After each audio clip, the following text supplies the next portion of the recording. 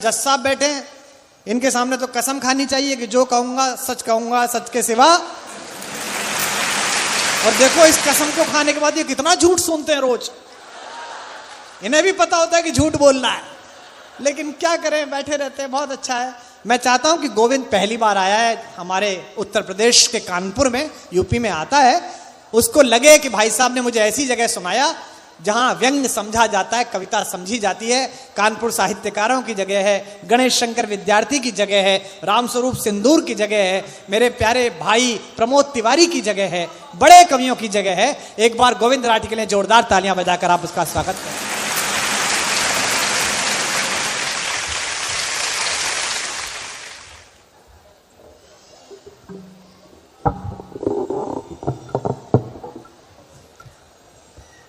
मां शारदे को प्रणाम करता हूं। मंच पर विराजित कवि गणों को नमन करता हूं। कानपुर के प्रबुद्ध श्रोता गणों को विशेष प्रणाम करता हूं। कवि सम्मेलन के मंचों की आबरू डॉक्टर कुमार विश्वास जी को प्रणाम करता हूं। और एक बार चाहता हूं कि मां हिंदी की विजय वैजयंती को 7 समंदर पार तक फहराने वाले के लिए एक बार डॉक्टर कुमार विश्वास जी के लिए पूरा सदन दोनों हाथ ऊपर उठाकर ताली बजा दे।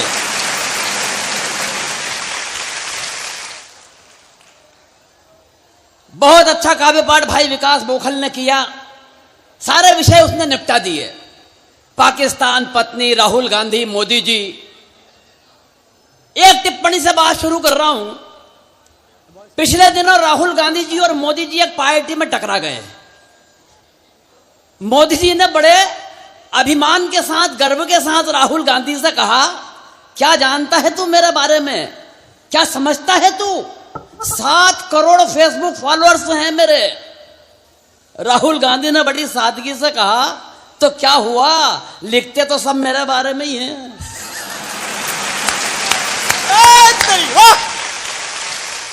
तालियां कम है, थोड़ी मिलके बजे यार, तो लगेगा कवि सम्मेलन हो रहा है। सही बता रहा हूं। 4 पंक्तियों से शुरू करता हूं। कुछ टूटे फूटे शब्दों से पहचान उगाने निकले हैं। क्या बात है गोविंद। कुछ टूटे फूटे शब्दों से पहचान उगाने निकले हैं। बंजर से बंजर धरती में भी धान उगाने निकले हैं। हाँ। और इसी बात पर दे दो ताली, इस बेरंगी दुनिया में हम आंसू की फसलें बोकर मुस्कान उगाने निकले हैं। क्या बात है, हम आंसू की फसलें बोकर मुस्कान उगाने निकले हैं। बहुत अच्छे। पत्नियों की बात कर रहा था मेरा भाई, पाकिस्तान की बात कर रहा है। पाकिस्तान पे इतना टेंशन, इतना लोड क्यों लेता है कोई आदमी। पाकिस्तान को खाली एक बात समझ लेना चाहिए सर, कि जितने बजट में तेरे देश की जनसंख्या पल रही है ना, उतना बजट हिंदुस्तान में हम जनसंख्या को रोकने में खर्च कर रहे हैं। अच्छा। और पाकिस्तान के भाई हम मरने के बाद निपटा दे। हम तो वो लोग हैं, वो 3 इंजीनियर मर के ऊपर पहुंचे। हाँ। एक पाकिस्तान का, दूसरा चीन का और तीसरा हिंदुस्तान का। हाँ। दूत ने कहा अंदर तो ले लूंगा, मगर एक बात बताओ, ये दरवाजा जो है इसकी हालत बहुत खराब है, अगर इसकी मरम्मत करवाना हो तो खर्च कितना आएगा। पाकिस्तान वाला बोला कोई खास खर्च नहीं आएगा, खर्च आएगा कुल 9,000 रुपए। दूत ने कहा कैसे, बोले 3,000 की लेबर, 3,000 का मटेरियल, 3,000 मेरे। इंजीनियर से पूछा तू बता चीन वाले से। चीन वाले ने कहा खर्च आएगा 12,000। बोले कैसे, बोले 4,000 की लेबर, 4,000 का मटेरियल, 4,000 मेरे। अब आया हिंदुस्तान वाले का नंबर। बोले खर्च आएगा 29,000 रुपए। 29। दूत ने पूछा कैसे, बोले देख 10,000 तो तेरे। बहुत अच्छे। सब ज्यादा तालियां अधिकारियों ने बजाई इस बात पे। ताली गलत जगह बजा रहा हो, लेकिन मैं जानता हूं जब बात पहुंच जाएगी तो आखिरी तक बजेगी। हाँ। बोले 10,000 तो तेरे, 10,000 मेरे, बचे कितने, बोले 9। बोले पाकिस्तानी को ठेका दे देंगे, बनाता रहेगा।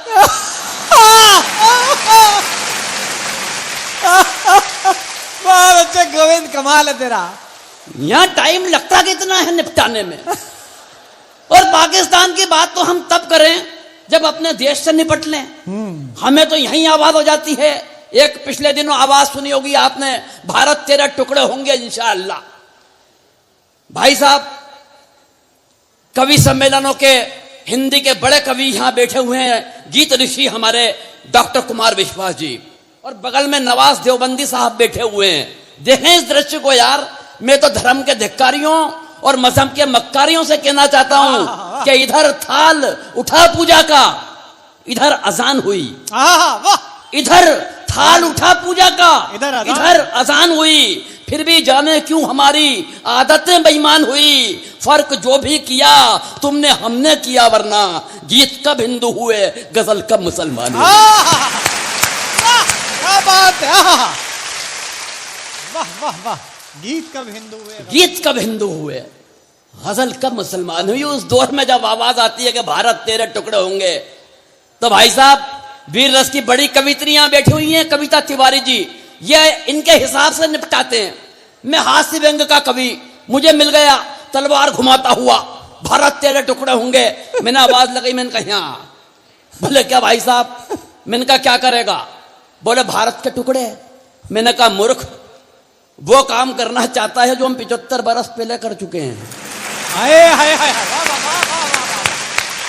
मैंने कहा अभी एक बात बता, 500 रुपए कमाना चाहता है? तो उसने तलवार मेरे पांव पर रख दी। बोले हाँ भाई साहब। मैंने निकाला जेब से एक 2000 का नोट। मैंने कहा ये ले। बोले भाई साहब ये तो 2000 है। मैंने कहा 500 तू रख, 1500 मुझे वापस दे। बोले भाई साहब क्या बात कर रहे हो, 1500 रुपए मेरी जेब में होते तो क्या मैं भारत के टुकड़े करता? क्या बढ़िया व्यंग है। अरे मैंने कहा बाजार जा, छुट्टे करा के ला। 1 घंटे बाद पसीने में लथपथ होके वापस आया। बोले भाई साहब कोई नहीं तोड़ रहा। मैंने कहा मूर्ख, अब एक बात समझ ले, जिस नरेंद्र मोदी के बनाए हुए एक कागज के टुकड़े के तो टुकड़े नहीं करा पाया, उसके हिंदुस्तान के टुकड़े तो कहां से करा देगा?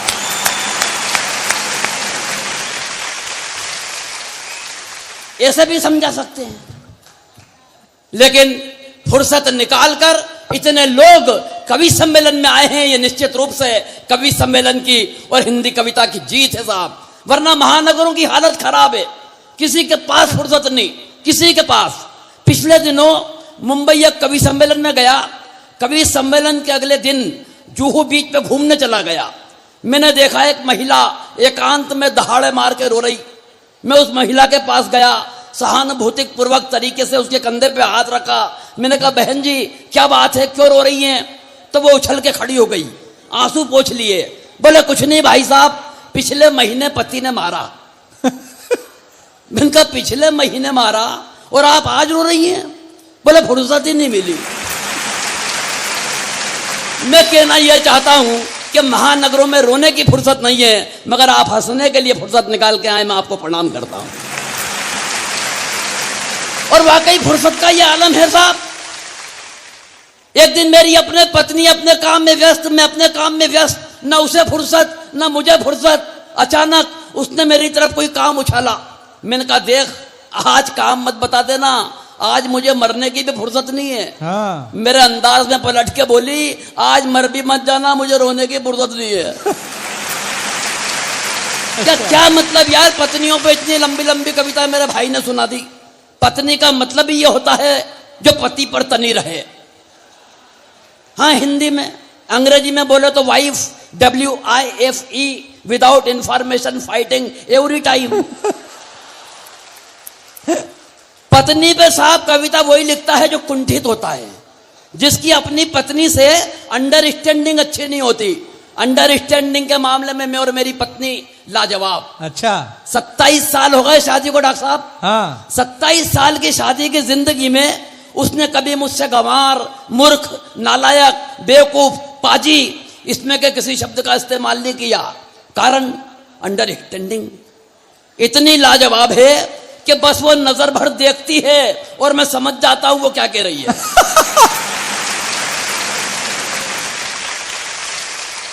अच्छा है। सही बता रहा हूं। एक दिन मेरे सर आ गई, बोले देखो अमिताभ बच्चन क्या गजब का एक्टर है, क्या कलाकार है, क्या आर्टिस्ट है। मैंने कहा क्या कर दिया? बोले शराबी पिक्चर आ रही है टीवी पे। पूरी फिल्म में एक बूंद शराब की पट्टे ने नहीं पी, लेकिन जो एक्टिंग की है वो कितनी कमाल की है। मैंने कहा मूर्ख औरत, उससे बड़ा एक्टर मैं। बोली कैसे? मैंने कहा 27 बरस से रोजाना पीने के बाद जो नहीं पीने की एक्टिंग मैं करता हूं। यार ताली कमजोर हो रही है आपकी थोड़ी। ये मेरा आपसे सिर्फ जुड़ने का क्रम चल रहा है। अब मैं डॉक्टर साहब ने जैसा बताया व्यंग का कवि हूं, मैं व्यंग की एक कविता आप तक पहुंचाना चाहता हूं। थोड़ी सी इधर व्यवस्था दीजिए प्लीज। ये चलता रहेगा। तुम अपना, ये भी इनका भी कार्यक्रम है। हाँ ऐसे थोड़ी है, तुम अपना करो या अपना करेंगे। अब पानी ले लो आराम से, ये उत्तर प्रदेश है।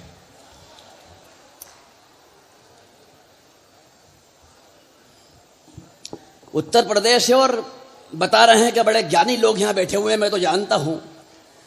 ये तो वो लोग हैं जो विज्ञान को फेल कर दें, वैज्ञानिक को फेल कर दें।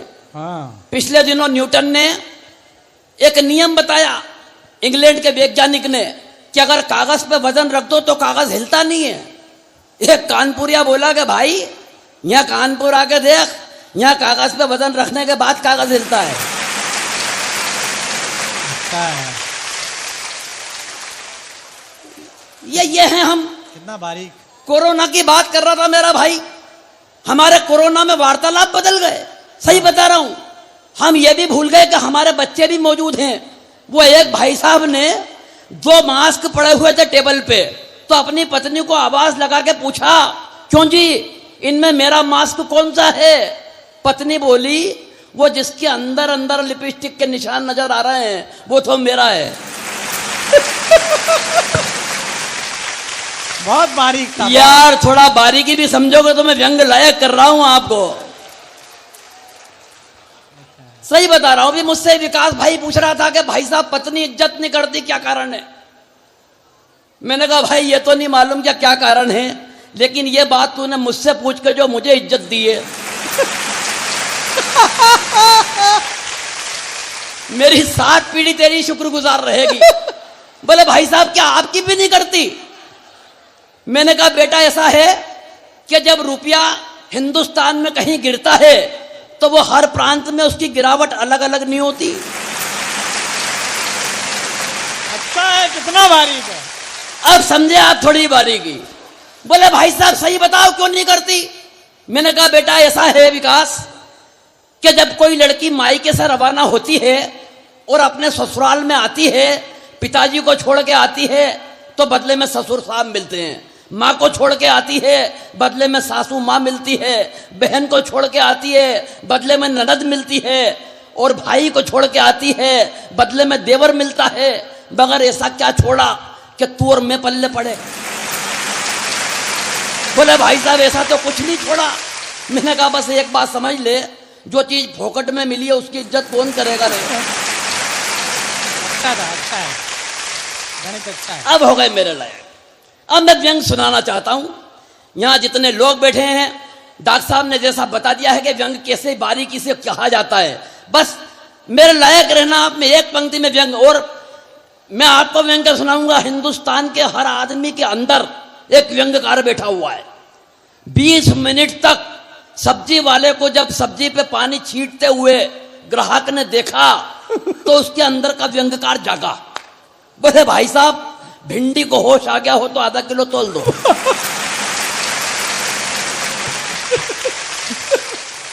आपकी तालियां बता रही कि आप व्यंग समझ रहे हैं। अब सुनिए आप। आ गया भिंडी को होश। कि एक दिन खुल गए शहर के भाग हमारे। एक मंत्री जी शमशान घाट के उद्घाटन के लिए पधारे। बहुत अच्छे, बहुत अच्छे, बढ़िया कविता है। दूसरी पंक्ति व्यंग की पकड़ लेना, मुझे बता देना लोगों के व्यंग पहुंच रहा है। हाँ। एक मंत्री जी शमशान घाट के उद्घाटन के लिए पधारे। उद्घाटन की पहली रस्म पूरी कराई गई। एक जलते हुए मुर्दे को बुझाकर मंत्री जी के हाथ से अग्नि दिलाई गई। हाय वाह, क्या बात है, वाह वाह वाह। गोविंद बहुत अच्छे, क्या व्यंग है। एक जलते हुए मुर्दे को बुझाकर अच्छी कविता है। मंत्री जी के हाथ से अग्नि दिलाई गई।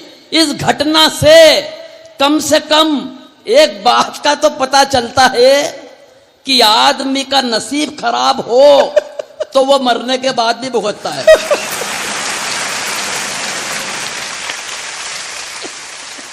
आदमी का नसीब खराब हो तो वो मरने के बाद भी भुगतता है। पंडित जी ने कहा, श्रीमान कृपया क्या इस दिशा में आके अग्नि दिखाएंगे? ये अद्भुत है। और व्यंग की अगली पंक्ति पे नहीं कहूंगा साहब के ताली बजाना। अद्भुत है। एक पूरे सदन से दावा करता हूं कि रोक के बताना।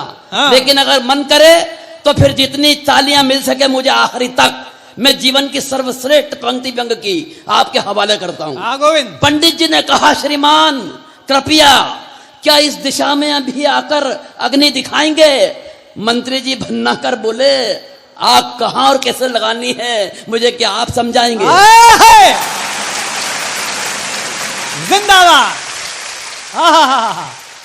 तालियां थोड़ी कम थी क्या? लाइन है वाह। आग कहां और कैसे लगानी है हमें अब आप बताएंगे। आग कहां और कैसे लगानी है मुझे क्या आप समझाएंगे? अरे हम इस हिंदुस्तान की राजनीति को बरसों से झेल रहे हैं। रोजाना विरोधियों के साथ तरह तरह की आग से खेल रहे हैं। और पंडित जी आप तो बुजुर्ग हैं, आपको तो कम से कम ये बात समझ में आनी चाहिए कि आग दिशा देख के नहीं, आग तो हवा का रुख देख के लगानी चाहिए। बढ़िया बात। वाह वाह वाह वाह। आग तो हवा का रुख देखकर लगानी चाहिए। अरे इन मुर्दों से निपटने की हमारी समझ को आप बेवजह नजरअंदाज कर रहे हैं। अरे पंडित जी वो हम ही तो हैं जो 75 बरस से इन मुर्दों पे राज कर रहे हैं। बहुत सुंदर बहुत सुंदर। 75 बरस से इन मुर्दों पे राज कर रहे हैं। काश मंत्री जी को पेट की आग और चूल्हे की आग के बारे में भी कुछ पता होता तो दोस्तों इस हिंदुस्तान का नक्शा कोई दूसरा हुआ होता। बहुत अच्छे गोविंद, कमाल की कविता। जिस तरीके से आपने व्यंग समझाया साहब, मैं आपको प्रणाम करता हूं। पहली बार आया लेकिन आपने मुझे अभिभूत कर दिया है।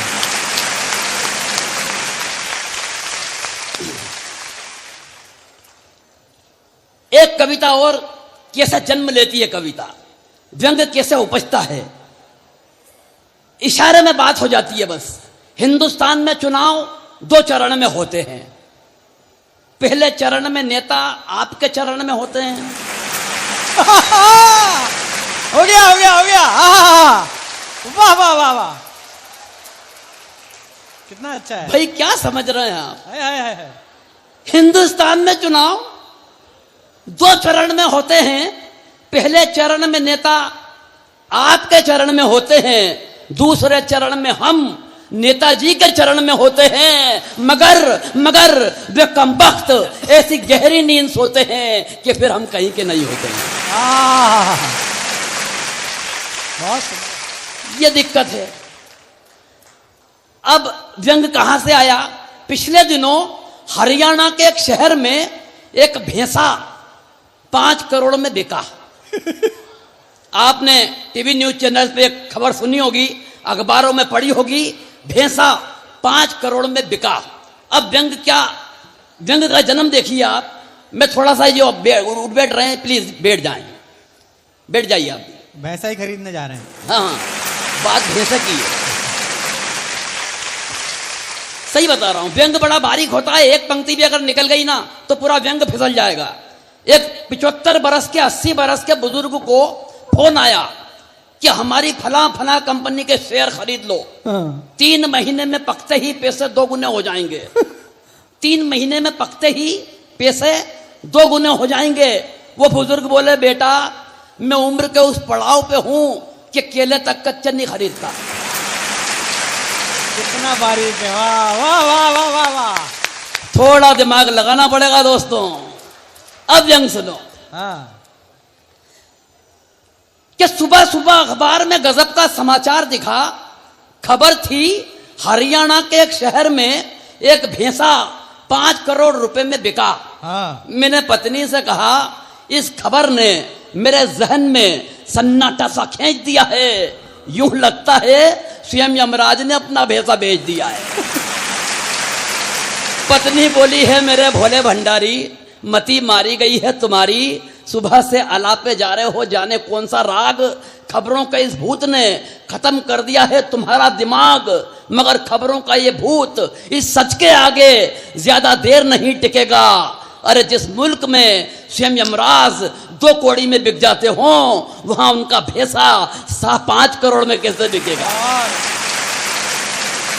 फिर भी अगर ऐसा हुआ है तो मैं यही कहूंगी कि ऐसे हालात ही मुल्क को बीमार बना देते हैं, और भेसा 5 करोड़ में बिक भी गया तो हैरत कैसी मेरे हुजूर, ये वो मुल्क है जहां गधे भी करोड़ों में बिक के सरकार बना देते हैं। तो सुबह सुबह इन्हें कोसने की न भूल कीजिए, पहली बार कोई गधों से ऊपर उठा है, बधाई कबूल कीजिए। मैंने कहा सच कह रही हो मेरी जान, मगर इतनी ही है अगर भैंसों और गधों की पहचान, तो तू भी मेरी जिंदगी पे एक एहसान कर देती, इन 2 गधों को जन्म देने की बजाय एक भैंसा जन्म देती। मैंने कहा सच कह रही हो मेरी जान, मगर इतनी अगर भैंसों और गधों की पहचान, तो तू भी मेरी जिंदगी पे एक एहसान कर देती, इन 2 गधों को जन्म देने की बजाय एक आध भैंसा जन्म देती। लोग भी हो गए हैं केसों केसों के बाप, हम भी हो जाते गधों की जगह भैंसों के बाप। अब पत्नी के तरकश का तीर मैंने ब्रह्मास्त्र की तरह झेला, उसने तुरंत ही मार दिया नेहले पर देहला। बोली क्या बताऊं मेरे प्रीतम, हम तो इस सृष्टि के रचयिता के द्वारा छले गए हैं, और व्यंग, हास्य और ठहाका तीनों चीज एक पंक्ति में आ जाए तो विदा करना। हम तो इस सृष्टि के रचयिता के द्वारा छले गए हैं, मैंने तो भैंसे ही पैदा किए थे कमबख्त, मगर दोनों के दोनों बाप पे चले गए।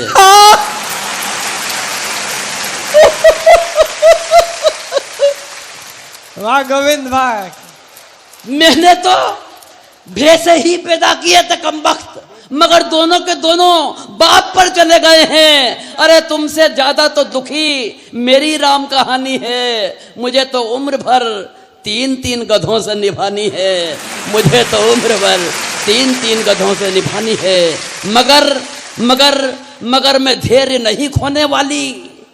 किसी ने वादा किया है अच्छे दिन जरूर आएंगे, मगर मैं धैर्य नहीं खोने वाली। किसी ने वादा किया है अच्छे दिन जरूर आएंगे, जब इन सरकारी राजकीय रथों में भैंसों की जगह ये गधे जोते जाएंगे, ये गधे जोते जाएंगे। वाह।